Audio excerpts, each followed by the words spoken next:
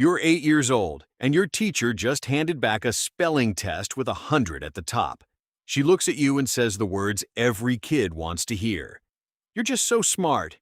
Your chest goes warm. You tape the test to the fridge. Next week, a harder assignment shows up in your folder, and instead of opening it, you slide it to the bottom of your backpack. That's not laziness. That's a fear response your brain built the moment smart became something you could lose. This video isn't about motivation. It's about the exact childhood sentence that taught your brain to treat every hard problem as a threat to who you are, and how to catch it happening to you right now. And this isn't only about school. It's about every project you've quietly avoided since.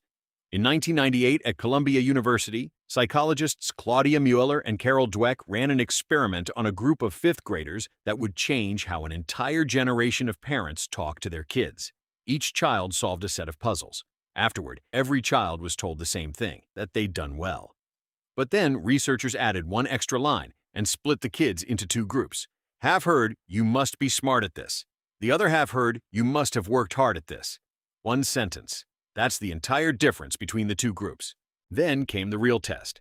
Both groups were offered a choice, an easier puzzle they'd definitely succeed at, or a harder one they might fail. Which one do you think the smart kids picked? Most of them picked the easy one. The kids praised for effort. The majority chose the harder puzzle, the actual chance to learn something. Here's why. When you're told you're smart, smart starts to feel like something fixed inside you, a trait decoded here as something you either have or you don't, no matter what you do. Psychologists call this a fixed mindset. And if being smart is fixed, then failing at something doesn't mean you made a mistake. It means the label was wrong all along. Kids praised for effort walked away with something different, a growth mindset, the belief that ability is something you build through practice, not something you're handed at birth. To them, a hard puzzle wasn't a threat. It was just another rep. Mueller and Dweck didn't stop at one puzzle.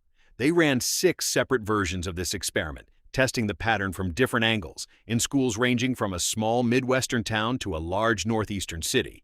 In one version, they simply asked the children to define intelligence itself. Kids praised for being smart described it as something fixed. You have a certain amount, and that's that. Kids praised for effort described intelligence as closer to a muscle than a fixed measurement, something built through practice. Then researchers raised the stakes. They gave both groups a set of problems designed to be too difficult for a fifth grader to solve. Nobody was supposed to finish them. Then they measured what happened next. The smart kids fell apart. They rated the task as less enjoyable than the first one. They started attributing their struggle to a lack of ability, not effort, not strategy, but a core deficiency in who they were. And when asked afterward to privately write down their scores to share anonymously with kids at another school, close to 40% of them lied and reported a higher number than they'd actually earned.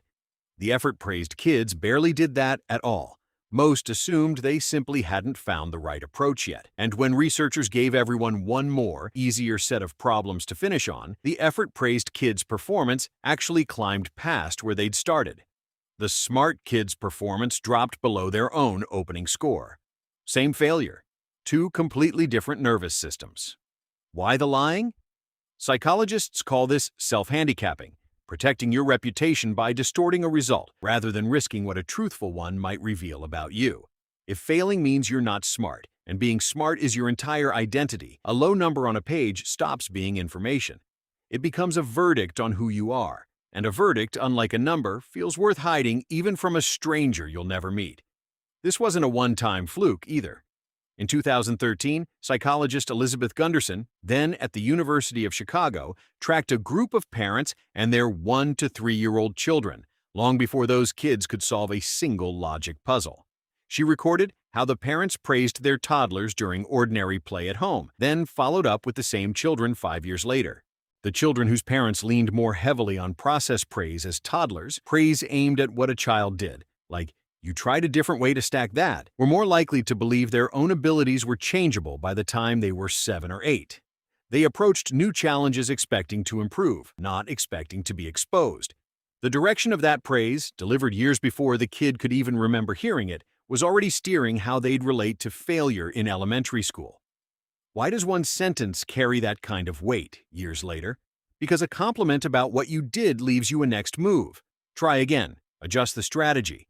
A compliment locked onto who you are doesn't leave you anywhere to go once the result changes. So, the fix seems obvious by now, doesn't it? Just praise effort, never ability, problem solved? Not quite.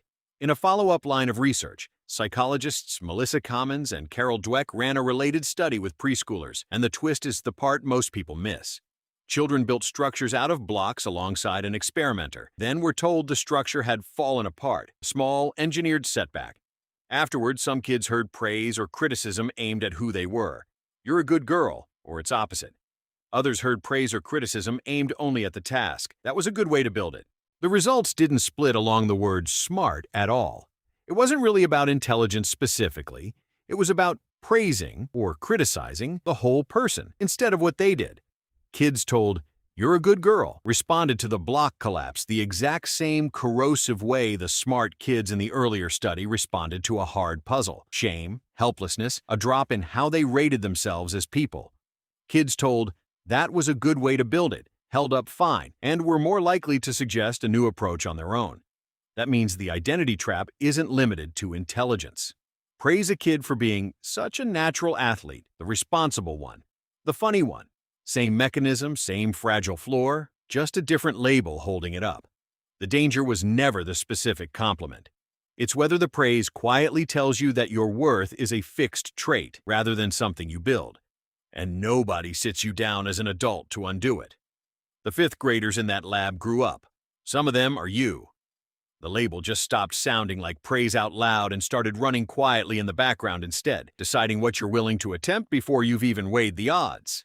Think about the last time you avoided starting something, the online course you bought and never opened, the promotion you didn't apply for because you weren't 100% sure you'd get it, the language app you deleted after one comment corrected your accent, the manuscript that's been sitting at 80% finished for 2 years because an unfinished draft can still become brilliant and a finished one can be judged.